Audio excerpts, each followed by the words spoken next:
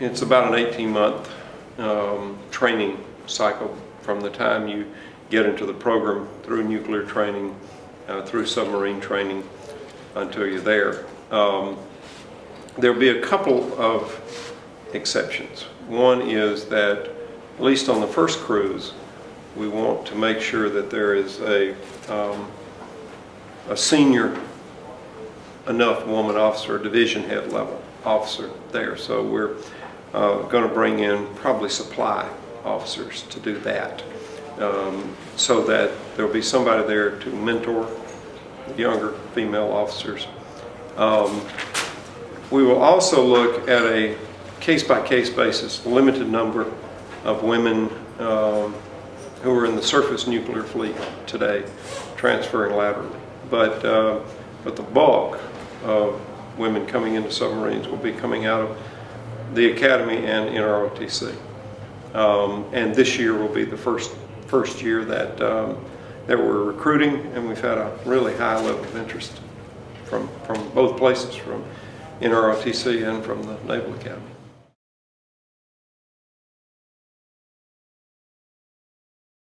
The fact that a submarine is enclosed, the fact that the non-smokers are breathing the same air, the fact that it's a major health issue for both smokers and non-smokers, the fact that the policy begins at the end of the year and we'll give people any sort of help that they need in terms of smoking cessation, in terms of they need medication, patches, things like that.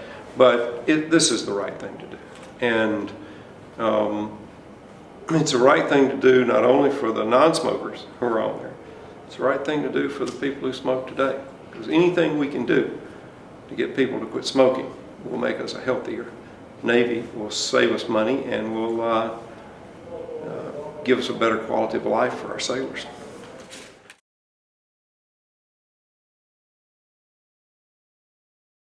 Every time you cut a ship away from an oiler, every time you don't have to deliver a gallon of gasoline to a Marine frontline unit and expose the Marines who are guarding that gasoline to danger, pulling Marines out of combat to do it, you've made the Navy and the Marine Corps better at what they're supposed to do.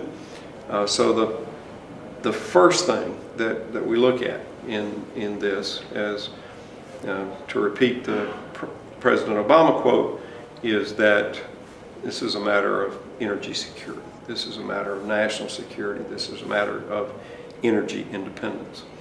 My goals for the Navy are that by 2020, a decade from now, we will get half our energy from non-fossil fuel sources. And that's ashore, that's afloat, that's in everything that we do. And you're right that this region has been great at that. They won the last Secretary's Awards on energy efficiency. They've gotten us down the road, and it's a good start.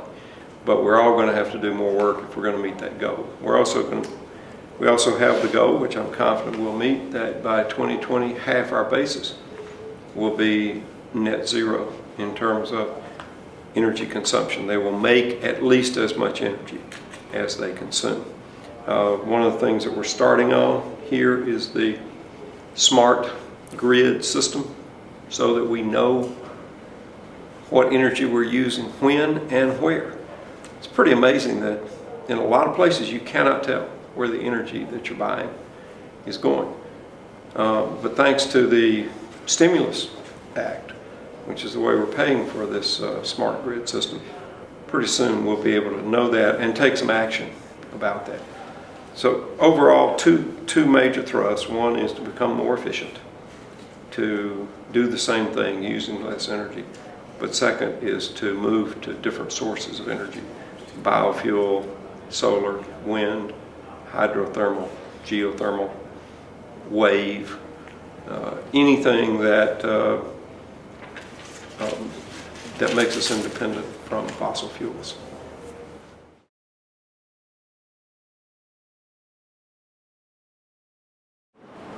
It is absolutely everybody's number one priority to take care of our sailors and our Marines and their families.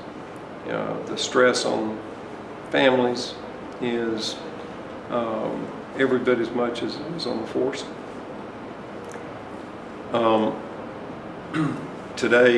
Earlier today, I met with a group of families with special needs children on a respite program that allows them to have a caregiver come in for up to 40 hours a month to take care of these special needs children so that they can do the things that they need to do outside without worrying about their child.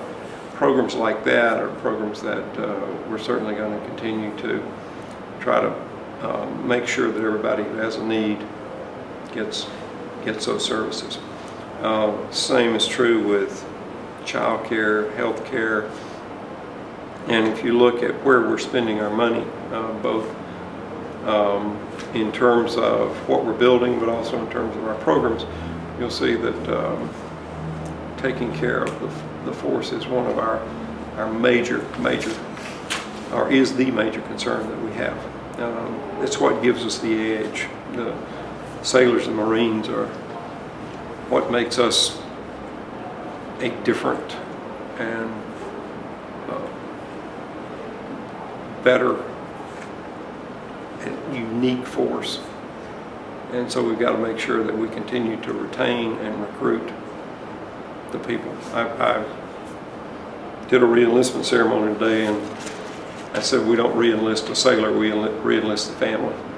And that's very true, particularly with the high operations tempo that we have today.